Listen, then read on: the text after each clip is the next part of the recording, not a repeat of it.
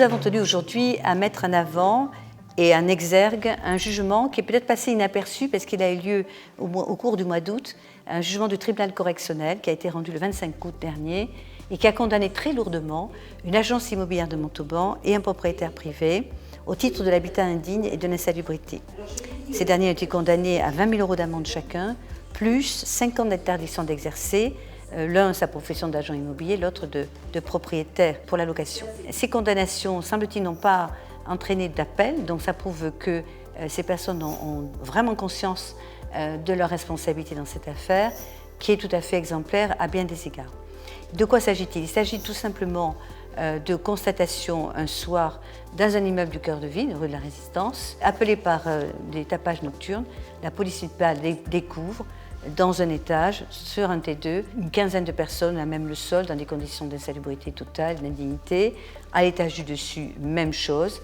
Et en recoupant les informations de ces personnes qui ne parlaient pas français, qui étaient sahraouis, eh bien, on découvre qu'ils sont logés là grâce à une agence immobilière qui perçoit bien sûr son dû, qui les a placés là. Le locataire en titre n'est pas là, est au Maroc. Ces pauvres personnes versent en liquide, selon le temps qu'elles passent dans ce logement, soit 5 € la nuit, soit 100 € le mois.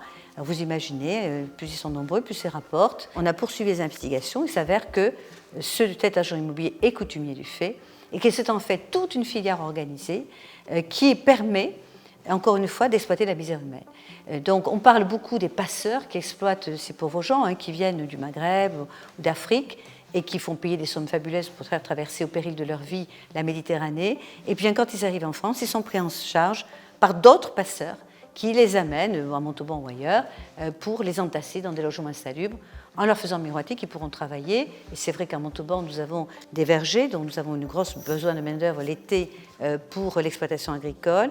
Et je me demande, je l'ai dit tout à l'heure, là aussi, dans quelles conditions ils travaillent, s'ils sont déclarés, ce que je ne pense pas, puisque ce sont quand même des personnes qui ne sont pas en règle avec leur titre de séjour. Mais en fait, ça, c'est un autre sujet qui doit préoccuper quand même l'État, parce que ça, quand même, nous concerne tous. Ce qui est gravissime, c'est cette exploitation de la misère humaine qui est toujours présente à Montauban, malgré tous les efforts que nous avons faits pour lutter contre l'habitat indigne. Nous avons mis en place des conventions avec la CAF à cet effet en 2012, nous avons réitéré en 2020. Nous avons mis en place le permis de louer, qui est un dispositif législatif de 2018 qui est en place depuis janvier 2020. D'ailleurs, il fonctionne plutôt bien, puisque pas moins de 1500 demandes ont été faites, ont été traitées dans des délais raisonnables. Fort heureusement, d'ailleurs, la plupart des propriétaires qui le sollicitent sont en règle. Maintenant, nous allons nous attaquer à ceux qui ne demandent pas le permis de louer, parce que c'est là le problème.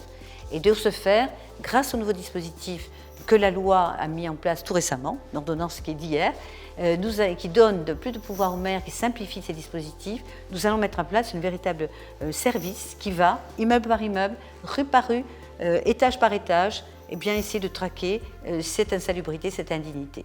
Voilà donc ce que je voulais dire très fermement aujourd'hui, si vous voulez, en profitant de ce jugement correctionnel pour dire attention maintenant, ça va vous coûter cher, pour dissuader tous ceux qui font ça ou tous ceux qui voudraient le faire, vous dire à Montauban, vous n'êtes pas les bienvenus, et par ailleurs, continuer à nettoyer, à traquer cette insalubrité, cette indignité de logement, puisque par ailleurs, je le disais tout à l'heure, il y a la carotte et le bâton, mais il y a aussi la carotte, c'est-à-dire que nous avons, nous, au niveau de l'agglomération, tout un tas de dispositifs, qu'il s'agisse de l'ANA, de l'OPH, du plan local d'habitat, de dispositifs qui permettent aux propriétaires d'habitat indignes, insalubres, de faire des travaux en étant accompagnés de façon très significative par la collectivité. Donc il n'y a plus de raison aujourd'hui pour qu'on se retrouve avec cette situation de fait.